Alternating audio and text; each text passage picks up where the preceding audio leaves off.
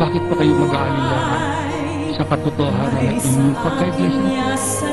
Kung gano'n, nakikita na natin kumakalat na ang pagdating ng iglesia bilang pagpapatotoo sa ebanghelyo ng kaligtasan sa iba't ibang panig ng daigdig.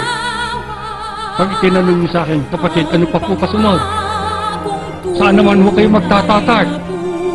Ewan ko. Pero ang sabi dito, ipangangaral ang ebanghelyo ng kaharian sa buong sanglibutan bilang patotoo sa lahat ng bansa. Kung magkagayon ang kasunod, darating na ang wakas. Tagal ba kayo? Kaya namin sinikap na makita kayo para matupad na ang isa pang itinakda ng Diyos. Pag nakita ng Diyos, ayos na. Hindi naman sinasabi ng Diyos na maaakit natin ang lahat ng bansa. Ang sabi rito, ipangangaral ang ebanghelyo ng kaharian bilang patotoo. Kaya kayo at ang iba pang mga kapatid kung saan nakarating sa lahat ng panig ng mundo, hinihimok namin. Ipangaral ninyo. Imisyon ninyo ang iglesia. Tanggapin nila kay hindi. Sabihin ninyo kung anong tunay na kaligtasan. Sabihin ninyo kung alin talaga ang kaparaanan sa kaligtasan, ang tunay na iglesia ni Kristo.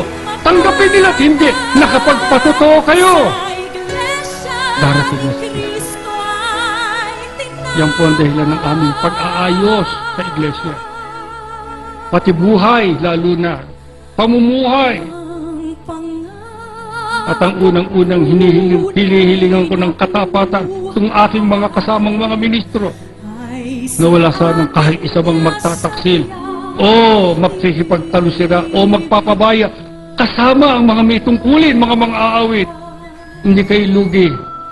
Mapagod kayo, mapuyat kayo, mga kapatid, na sumasama sa akin kahit saan. At yung iba pang galing pa sa Amerika at kayo, na ang palagay ninyo para kayong napatapon, hindi.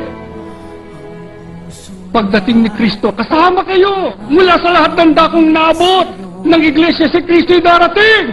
Darat na niya ang iglesia, nakakalat na sa iba't ibang panig ng daigdig. Sabi ng Biblia, lahat ng mga kumahalat na yon, titipunin niya para isama sa kaligtasan.